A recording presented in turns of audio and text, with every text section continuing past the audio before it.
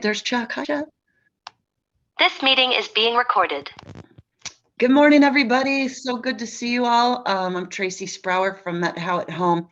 And so welcome to everyone who's jumping in on this Zoom live time. Also, welcome to the folks that are going to be watching this later from our YouTube channel. And if any of you haven't been to our YouTube channel, there are just so many incredible programs. I really recommend it. Just go Met How at Home, YouTube, and there's a little button that says videos. You want to push that, and then you'll see everything.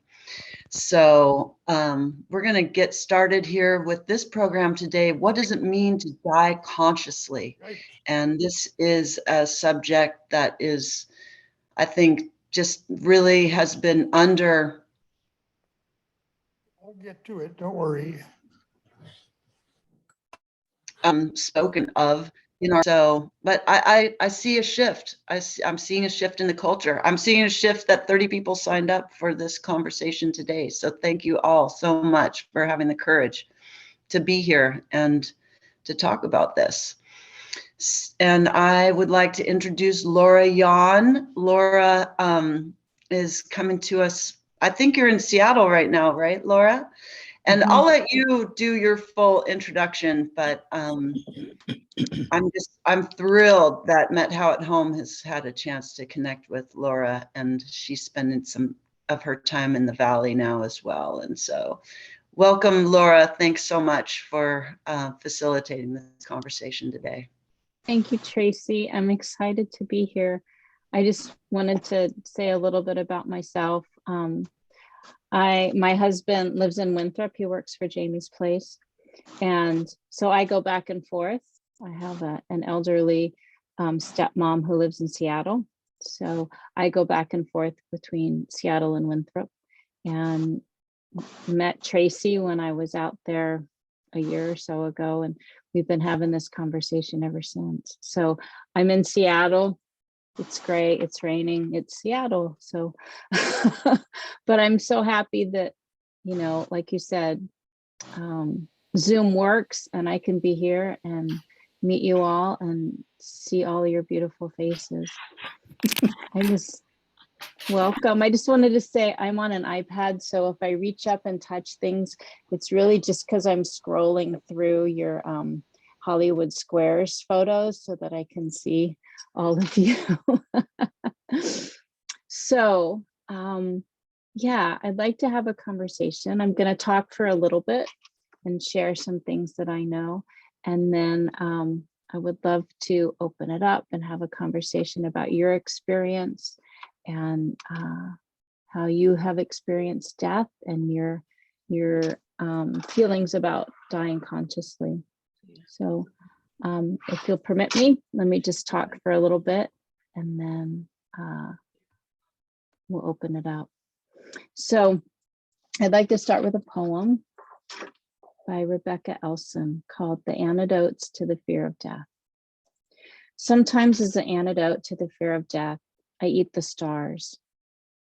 Those nights lying on my back, I suck them from the quenching dark till they are all inside me, pepper hot and sharp.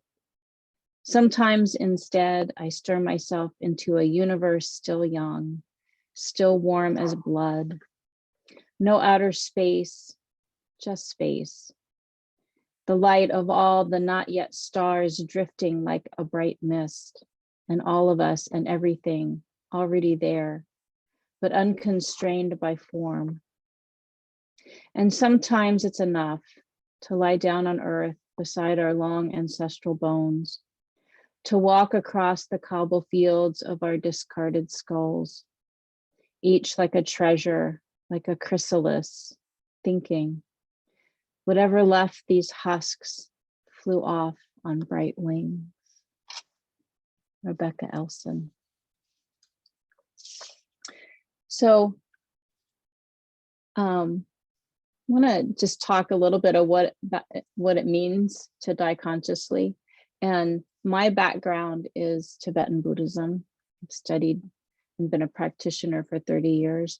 So a lot of what I bring into this is from that skew but there's lots of other skews that could also be part of the conversation. This is just where I skew from, where my view is. So why should we talk about death? Why should we talk about how to die consciously? And from my background, the more we talk about death and the closer we can get to death, the less fear we have and the less anxiety we have. In some Buddhist traditions, they meditate in the charnel grounds, in cemeteries, in places where they're doing the cremations, to get that close to death. Like, this will be me as well. I will be there at some point. So let's look at it and be as close as we possibly can, rather than turning away from it, which is what we do so much in our culture. I'll talk about that a little bit more. And the closer we can get to death, and the more we can look at death, actually, the more joyfully we live. There's that deep, deep base fear no longer exists if we have no more fear of death. So we live our life in a way that's much more open and joyful and less restrictive. Ram Dass, you know who Ram Dass is, says, if I'm going to die, the best way to prepare is to quiet my mind and open my heart. If I'm going to live, the best way to prepare is to quiet my mind and open my heart. So for me, a conscious death means that we're moving toward death, and we're moving into the dying process with as much awareness and clarity as we can possibly have. And the dying process doesn't just include death, but also the bardos. That's a Buddhist word that means the gap. So what are those gaps? There's the bardo of living, which we're in right now, and then there's the bardo of dying, and then there's the bardo of after death. So how can we move through that process of moving into the bardos in the most conscious way that we possibly can? And doing the practices to create that conscious death also has an effect on how we live now. So we're having a greater awareness as we're living, but it also helps us as we move into that gap. And I'm a death doula. I think Tracy wrote in the bio, and I'm also a hospice massage therapist.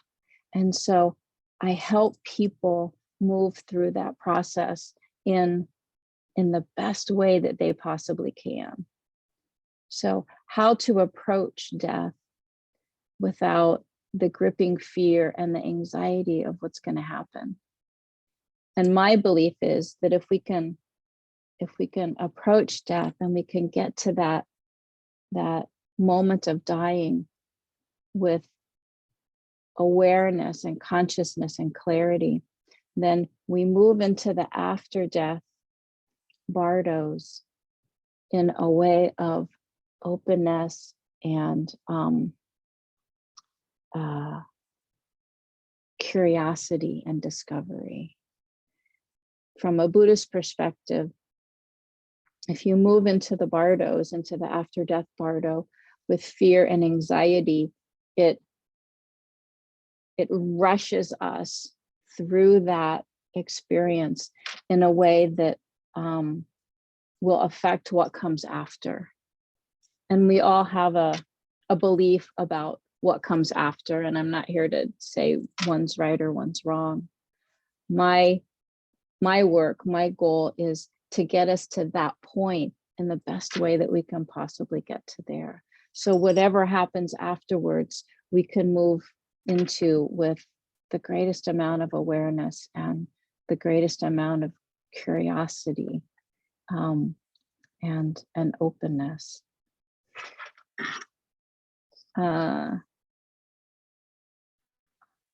there's also a conversation about moving into that dying process, into the bardos, with especially in hospice, the conversation is, what's the balance between pain and consciousness? And if people are in a great deal of pain as they're dying, many times they use a lot of morphine, which really dulls our consciousness. So how do we move into the dying process with the greatest amount of clarity, which sometimes means there's a balance between the pain and the consciousness, and how much morphine and pain relieving medication and how much awareness and consciousness. And that's just completely individual. How much do you want to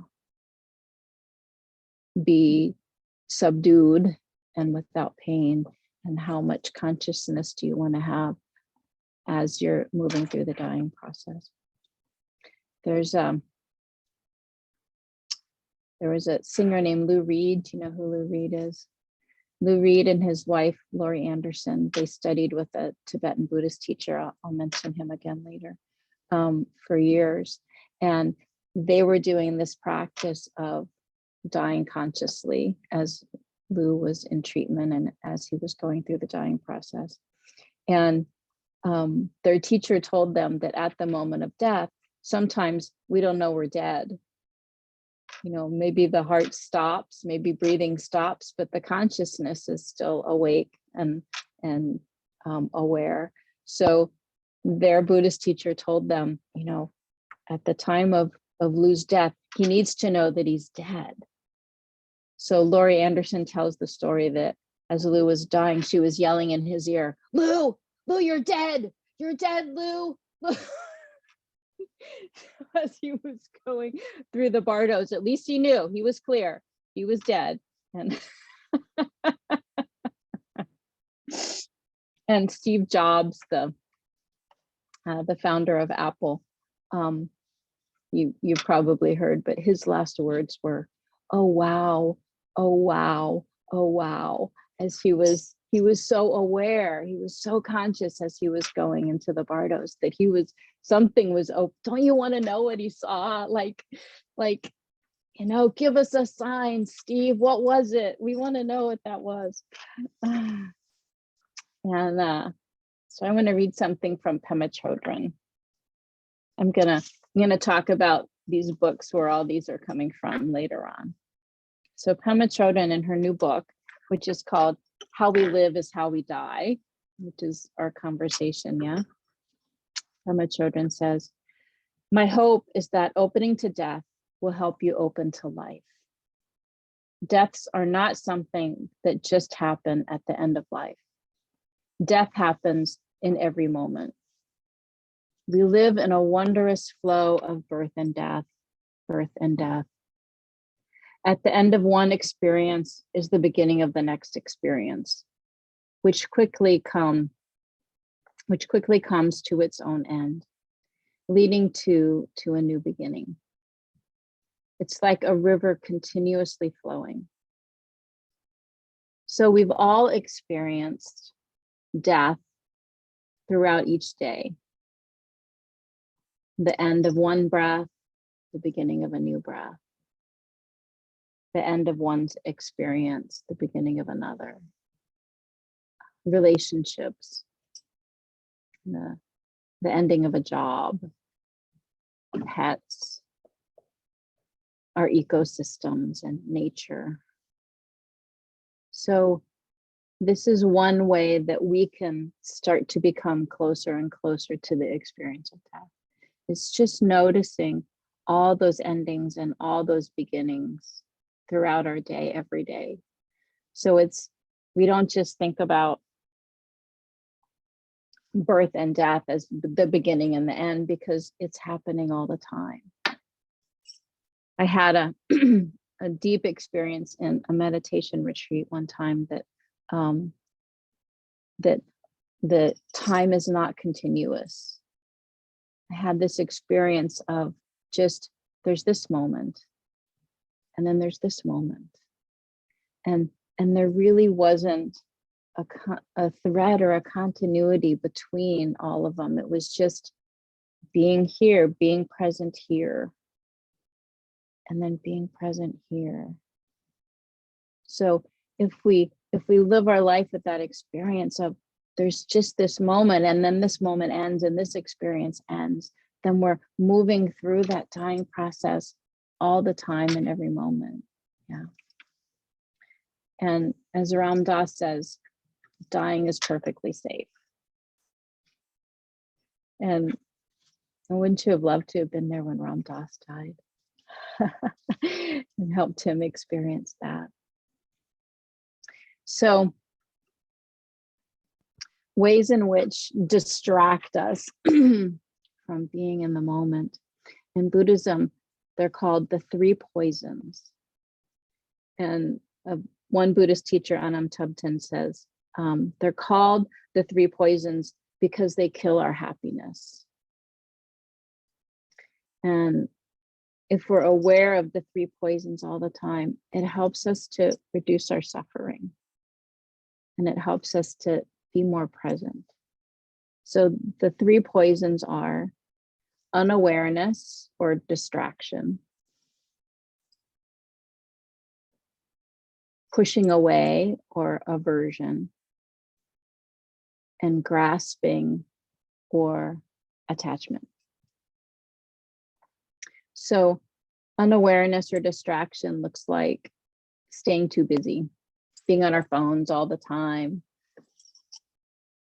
having the TV or the radio on all the time, devices, and the increased stress that we have. I know you guys live in the Metau and you don't have any stress at all, and that's awesome. So, but in the big city here, there's lots of stress.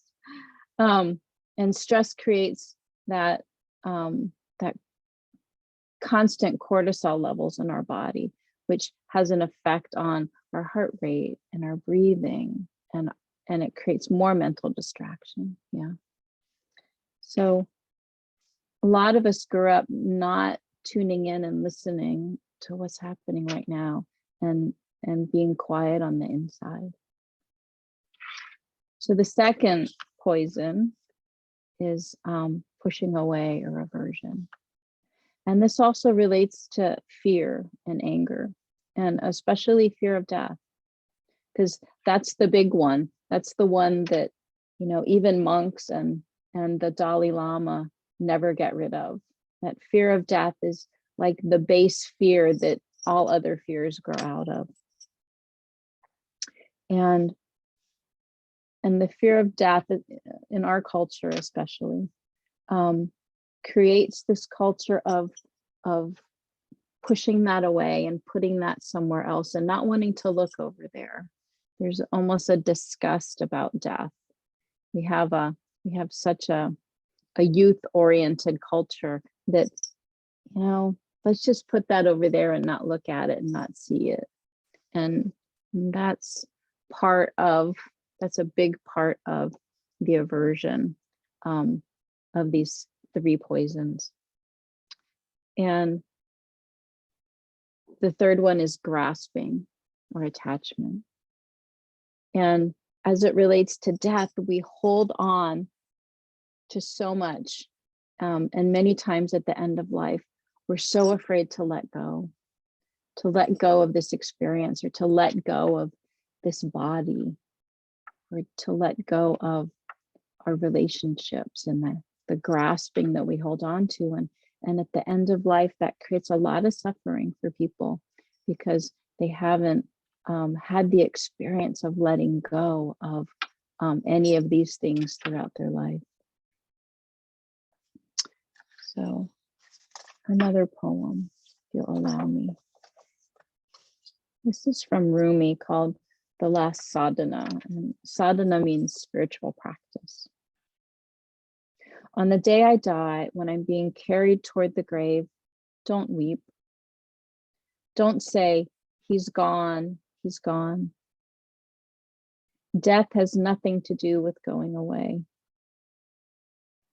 The sun sets and the moon sets, but they are not gone. Death is a coming together. The tomb looks like a prison, but it's really a release into union. The human seed goes down in the ground like a bucket into the well where Joseph is. It grows and comes up full of some unimagined beauty.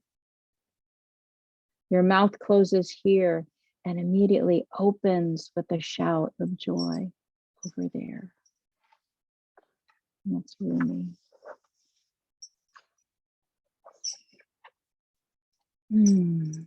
So I see 4 practices that help us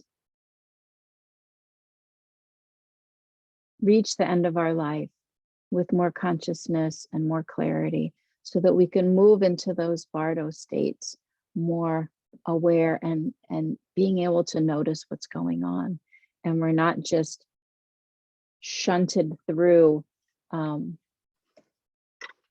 with no way to slow it down. I think that's a good way to say it.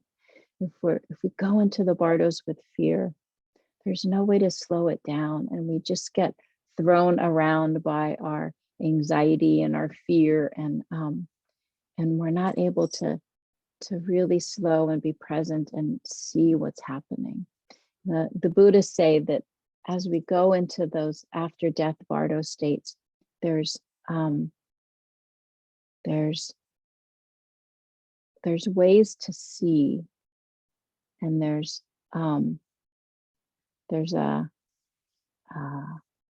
a moment of clarity, the clear light of awareness, they call it.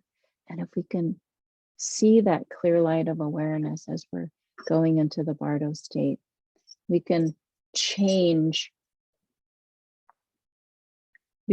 our karma. We can change what happens next, whatever that's going to be. Yeah. And it even gives us a choice of what we want to do next. So if we just fly right through it and we miss that, then we end up not having a choice, and we're just run by our karma. Yeah. So I see, there are probably more than this, but I see 4 ways, 4 practices that can help us get to that moment and slow things down.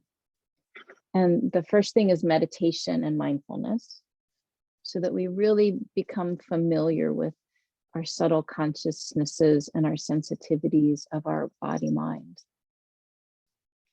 The second is, I'm going to talk more about these 4, I'm just introducing them. So the 4th is falling asleep with awareness and dream awareness. The 3rd is our choices at end of life. So having an advanced directive that really describes how you want to be at the end of your life. And the 4th is moving closer to death and seeing the endings and the beginnings and the gaps everywhere we are, and not pushing it away. So talking again about the 3 poisons and aversion. So the Dalai Lama and Desmond Tutu wrote a book called The Book of Joy. And I highly recommend it. They're so sweet together, and the message that that came out of their meeting in the Book of Joy is just, it's profound and sweet at the same time. So in the Book of Joy, the Dalai Lama says, we are training our mind by going through quite a detailed process for what we will experience at the time of death. According to Buddhist psychology, there are different levels of consciousness. There's a dissolution that occurs as the grosser levels of our bodily and mental states come to an end, and when more and more subtle levels become manifest. Then at the innermost or most subtle level, this state of clear light arises at the moment of dying that I was talking about before, that clear light of awareness.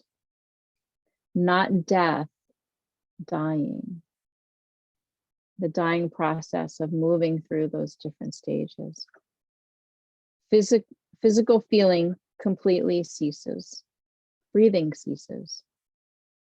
Heart ceases. It's no longer beating. Brain also ceases its functioning. Still, subtle, very subtle levels of consciousness remain, getting ready for another destination of life. That's the Dalai Lama from the Book of Joy. Still, very subtle levels of consciousness remain, getting ready for another destination of life. And for me, that's what conscious dying is, and that's what these practices are for. So going back, the first practice of meditation and learning to listen, doing somatic meditation, breath and mind awareness meditation. So noticing those subtle sensations, the energy in the body, the changes to our breath, and the quality of our thoughts and our habitual mind. And I'm sure you know there are millions, thousands, millions of different meditation practices and ways to do that. And it's just what works for you. But really tuning in and starting to listen to the subtleties, the subtle qualities of our body mind. The second practice is the process of falling asleep. So the stages that we go through as we fall asleep every night are the same as we go through when we're dying. Until we get to that deep, dreamless sleep at the very deep level of our sleep. So if we can stay awake and aware as we go to sleep, then it's practice for going through those same stages when we die. And most of us just, turn out the light and boom. Well, unless you've gone through menopause and then you don't, but then sleep isn't always your friend. But if we can really be aware as you're falling asleep, there's those dissolutions of your mind that you can notice. So there's a teacher named Andrew Holochek, and he's a Buddhist teacher, and that's all he teaches. He really teaches how to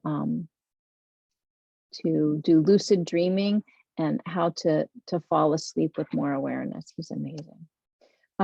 So he also teaches lucid dreaming. So once you fall asleep and you're in the dream state, if you can wake up in your dreams and practice lucid dreaming, that's also a practice of being awake as you go through the bardos states.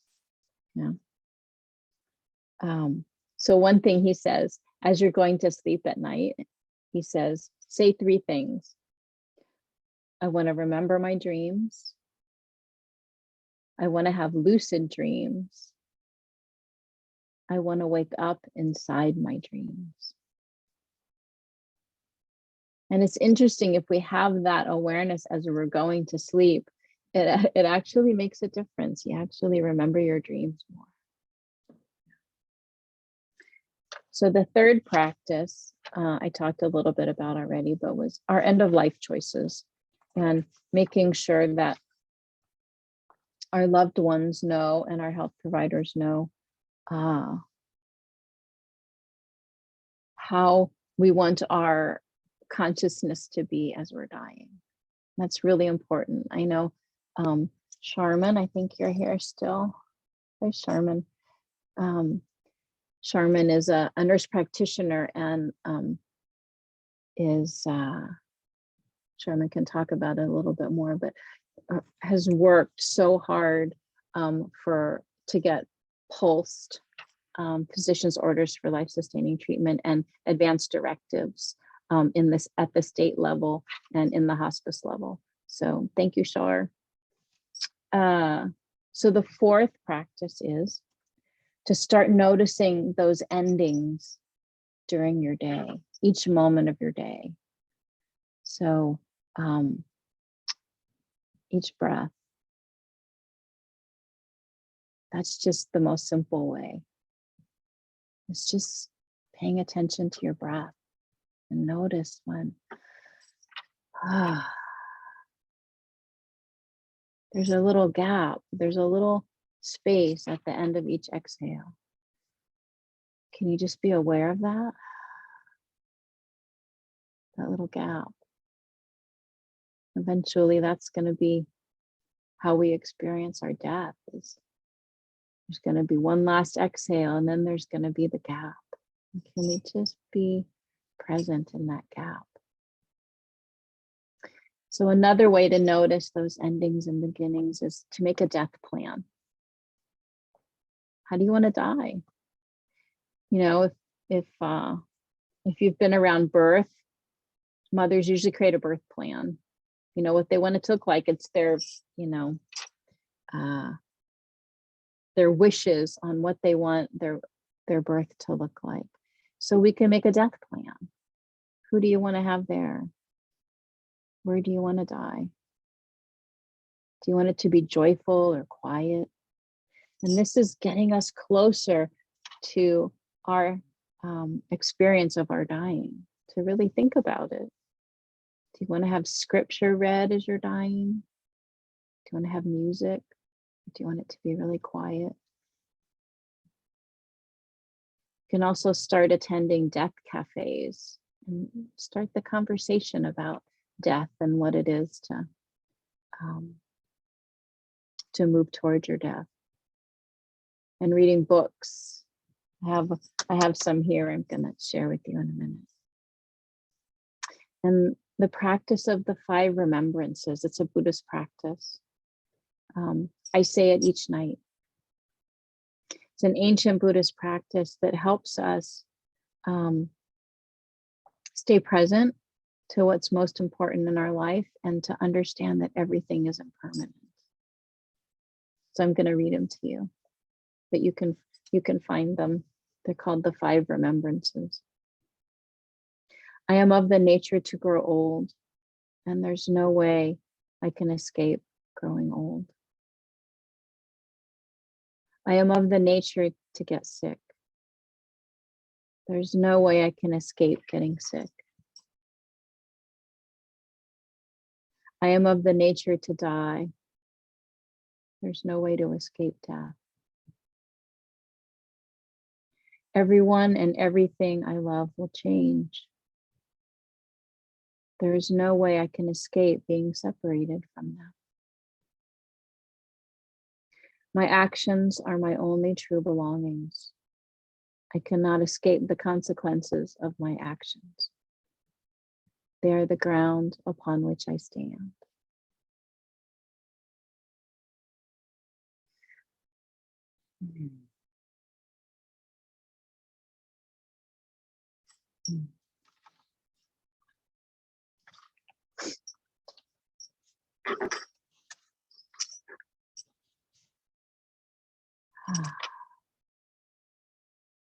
So I have some questions for you.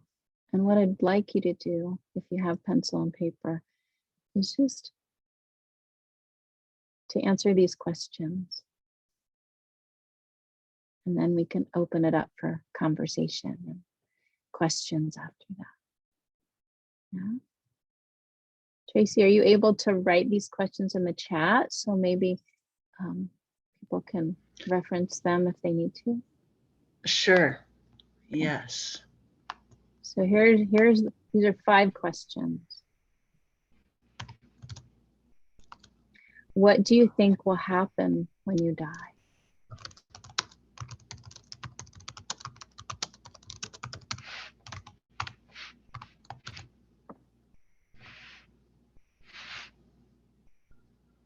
The second, What do you want your death to look like?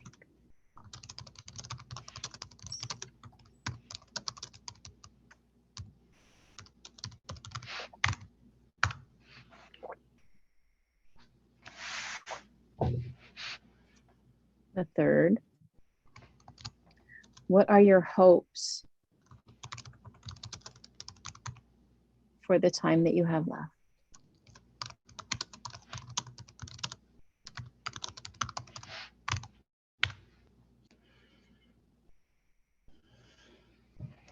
Fourth,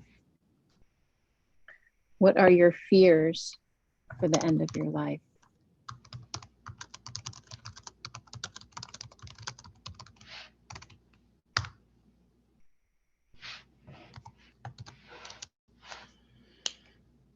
And the last one, how do you want to be remembered? How do you want to be remembered?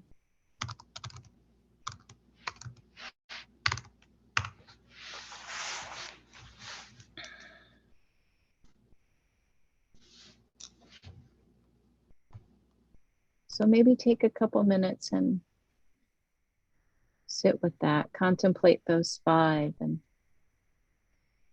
I know they're questions that can be contemplated for many, many, many hours, but just take a couple minutes and see what shows up for you, what arises.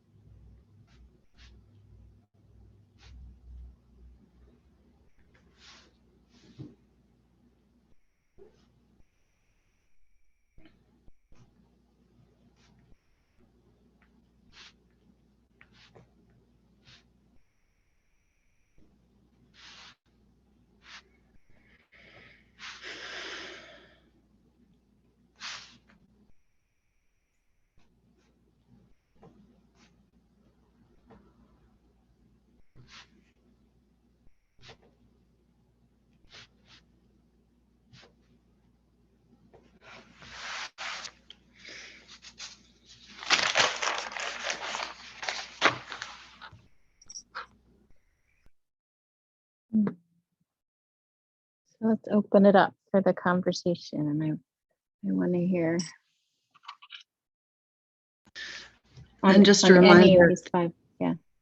yeah, just a reminder, everyone is on mute, and so feel free to unmute yourself, or you can use the hand gesture or just jump right on, jump in. Thanks so much, Laura, for Yeah. setting the stage for this conversation and asking those beautiful questions, deep, deep ones.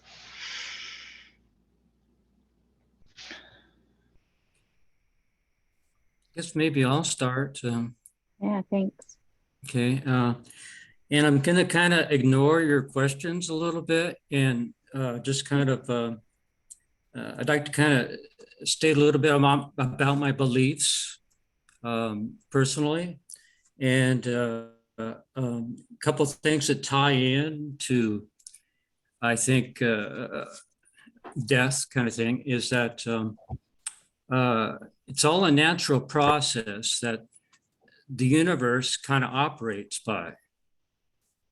And we're kind of, experiencing this moment right now, right? I mean, all of us in our own space. And it's a continual thing that I like the phrase that the universe is in a continual moment of creation. And so in contemplating that, it's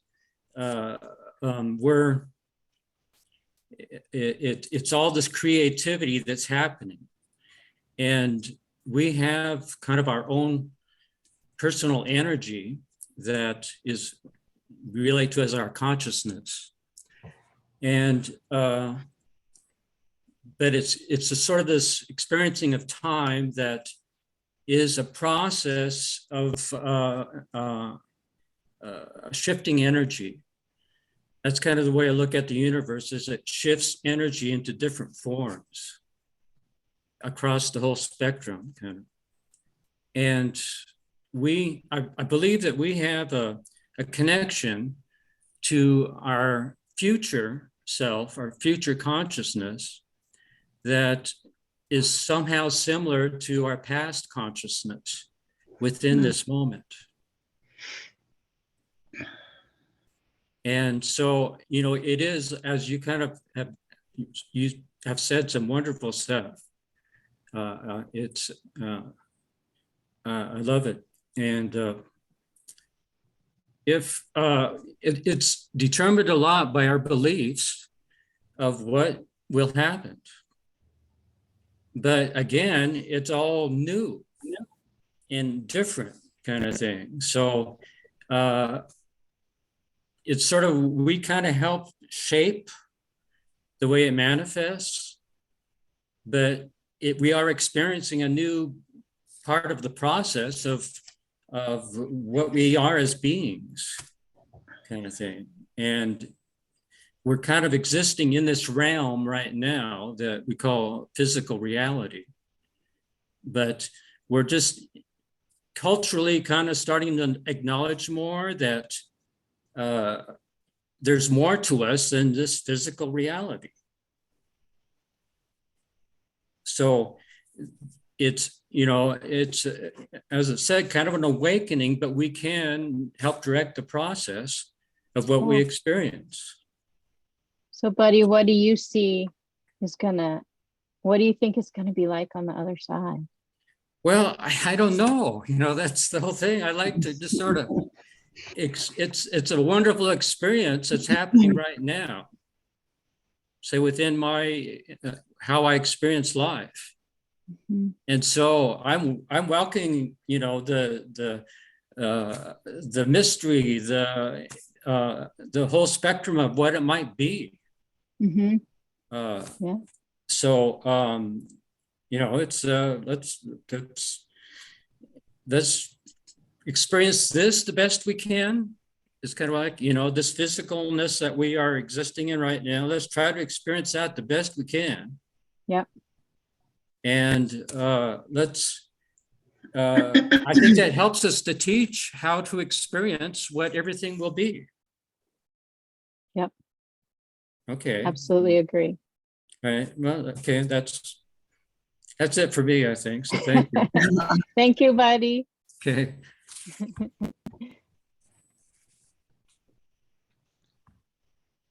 Laura, do you see the question? We have a really go ahead. Yeah, please. Sharman, can you answer that? I think Well, it's more. Where is it? I think it was more of a. So the question is, how does morphine work, and how long does it take to leave our system? Yeah. I'd like to know more about returning to lucidity if sedation is part of our program. And I assume you mean the program of how you will die. Many people do need doses of medications for pain through that process. How is that balance achieved? Such a good question. And so, true confession right now, I just had my knee replacement 48 hours ago. So I'm on quite a bit of drugs right now. So I think that's important when I hear people be concerned about what morphine will do to them, or, you know, how it seems like it's an on-off switch, like we're either, you know, going to be in pain and not choose to have medications, or we're going to have so much that we're very out of it. And I would say that there's a lot of range in between. And morphine doesn't have to, or any of the pain medication drugs, I've seen them not take people's experience away, but rather bring it into the realm of tolerable, especially if there are things that are going on that are really, it's not, you know, the attacks on the body are so significant that the pain itself becomes a distraction from being able to be present. So I think that's the thing to do. And that I love that Laura has mentioned the end of life planning, because those are the kinds of things that you can talk about in your end of life plan, and talk about with your family and the people that are going to be there, so that they can help manage how much is there or not. So does that sound like a good start to that question, Laura? Yeah, thank you so much, Shar. Yeah, and enjoy what you're on. No, not a lot of enjoyment here, I'm just going to say. But it's amazing. Thank you for that, Shar. Yeah. I hope that helped answer the question. Yeah, did that help? I don't know who Kevin E asked that question. Did that answer or start to? Yeah, that was helpful. Good. Yeah. Thank you. Yeah, Thank good. you. Somebody else, what do you think will happen when we die? My teacher, I think Tracy brought up Franco Staszewski, and Shar and I have both studied with him. And he says that what we think is going to happen when we die is probably what's going to happen. You know, it's all about our belief system, and what we think is going to happen is probably what's going to happen. So what do you think is going to happen when you die? Just a reminder to please unmute, because it's difficult. I can't see everyone's little Hollywood square. So if you're chatting, it's the little, you know, the little microphone at the bottom or top sometimes of your screen. I'm really fascinated with this idea of not knowing that you're dead. Yeah.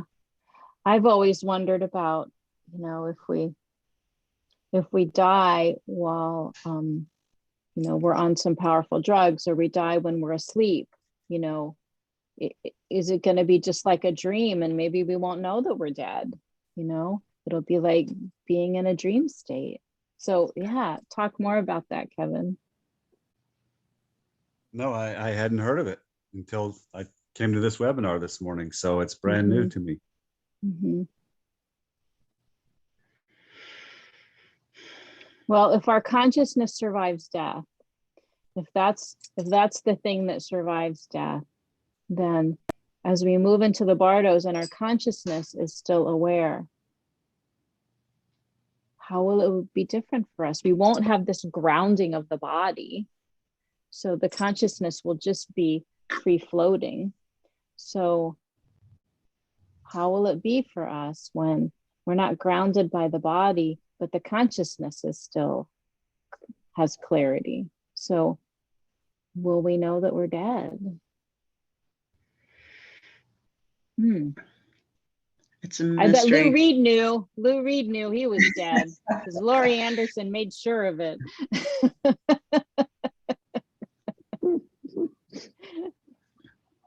I don't want to take time away from others, but we just, you know, had a little study with John O'Donohue, and I just love him. He's an Irish poet philosopher, and he wound up dying in his sleep when he was my age. And he said something that I just think is so beautiful, that it's like you'll get a chance to meet the loved ones who've been surrounding you during your life, and you'll realize how much love that you have been just like cheered on by and surrounded by while you've been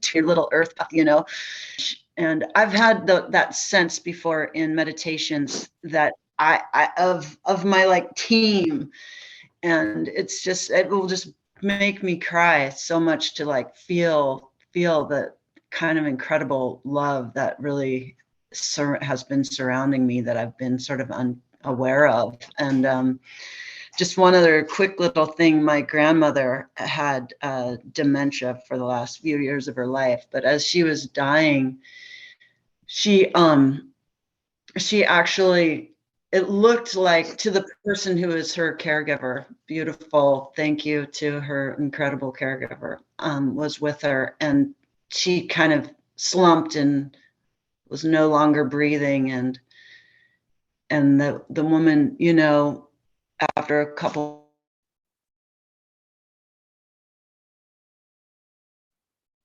minutes went in to see what was going on, and my grandma was like reaching out with her hands, and she's like, guys, come back, so I love that feeling of that we're going to be welcomed, right? We're going to be welcomed by our loved ones. And she was, confused and just like, where'd they go? So going with That's that. beautiful. Yeah. Exactly.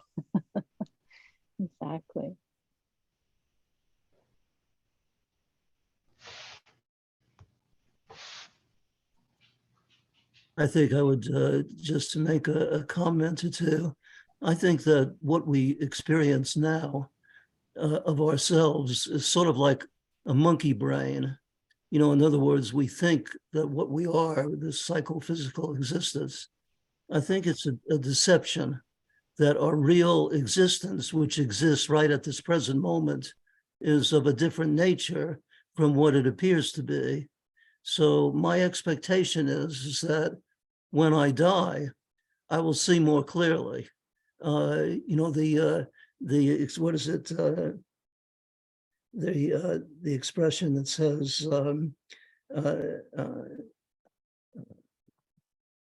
now we do not see clearly, but then we will see more clearly. I can't get the exact quotation at the present moment. But anyway, I think that when we die, we'll actually see more the truth of what we are.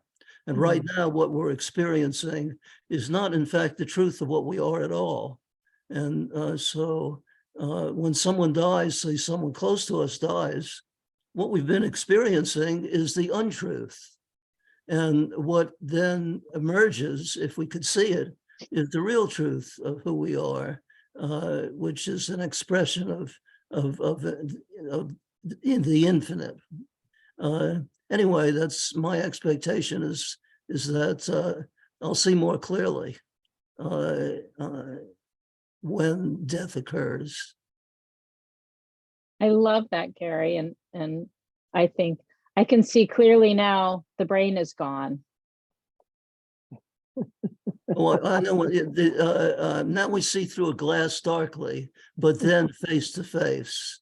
And I think somewhere in the O'Donoghue, he mentions that particular expression from the Bible as well. So we're seeing very darkly who we are at this present moment. But then after death, we'll see much more clearly who we are. I love that. I'm looking forward to that. That is a really nice feeling, isn't it? Yeah.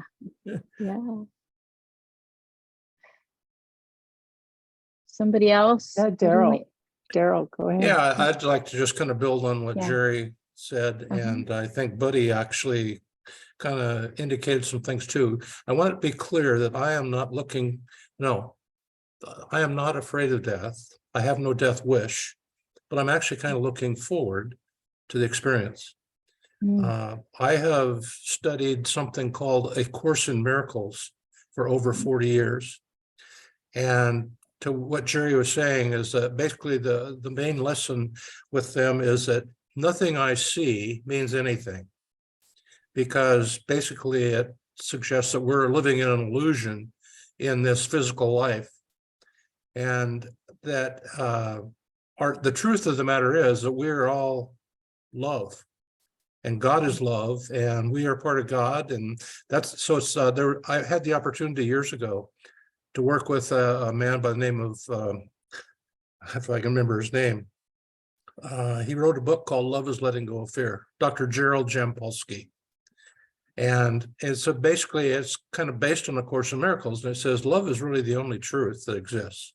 And because of our perception or our illusion that we are separate from God and from each other, that's an illusion. And so kind of to Jerry's point, my impression is that when the death experience comes, it's going to be a very joyous experience. And we are going to see much closer to what is, quote, the truth. Having said that, I have a daughter who's 54 years old, who is in the hospital right now, suffering from cancer. And she's been suffering for like 6 months, and she's probably going to go have a stem cell treatment or replacement, whatever they call it here shortly. And she's scared right now, and 54 years old. And so when I look at her and her life, I have a little different perspective and feeling and reaction than I do to my own. So I just kind of find that interesting and puzzling. But I think that whoever said something about, I was thinking the ego is what dies, I think. And I think the ego is what gives us this illusion that we're something different than we really are. The end. Thank you so much, Daryl. And I'm so sorry about your daughter. Thank you. Yeah. Mhm. We send her love, all our love. We send her. Thank you. Yeah. Mm.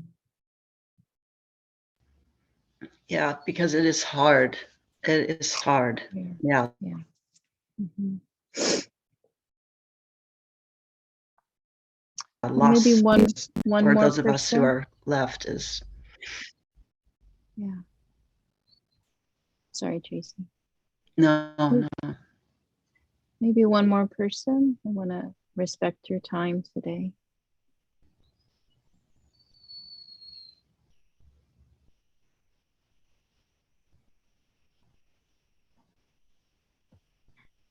Hi.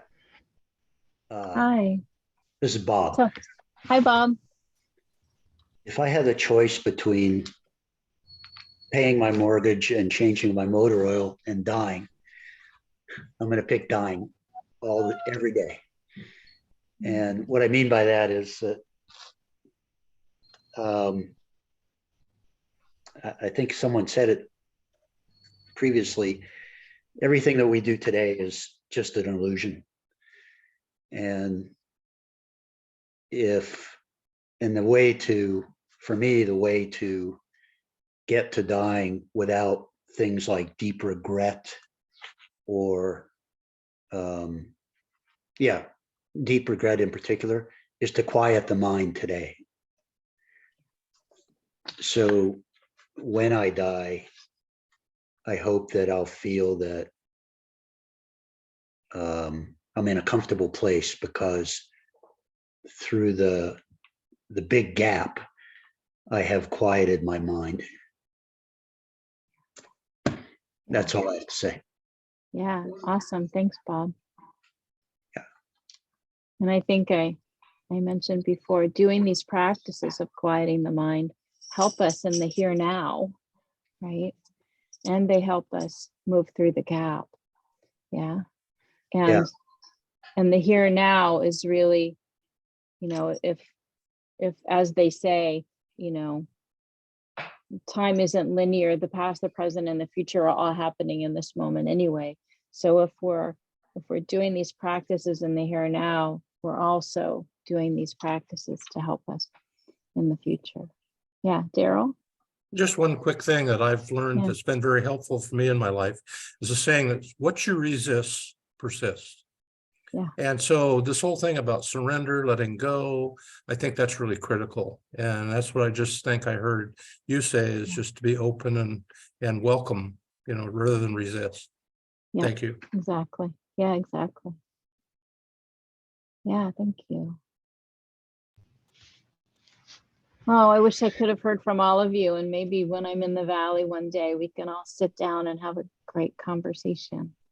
Yeah. Yeah, I think there's much would love more that. to be said and shared. And Laura, you know, Mhm. we look forward to further conversations. And I just also want to put out a plug and a reminder if anybody is interested. We're going to be doing a book group on Zoom of a book called Reimagining Death, and it has to do less with the actual act of dying and more with like realizing some of our options for our advanced death care plan, in terms of do you want a home vigil? You know, that wake is in a lot of our backgrounds, or in a lot of our certainly Tibetan Buddhism. That's the vigil is a fabulous is a big part of it. And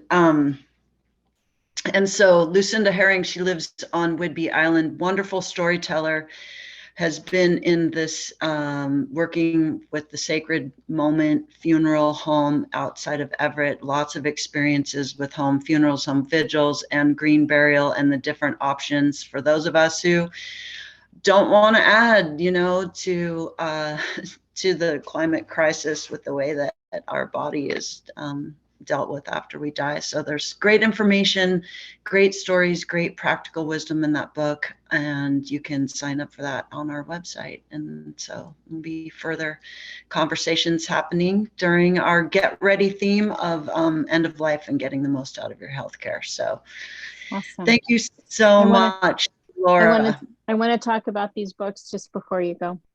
Okay, great. Pema Chodron, How We Live is How We Die. It's brand new. It's just come out.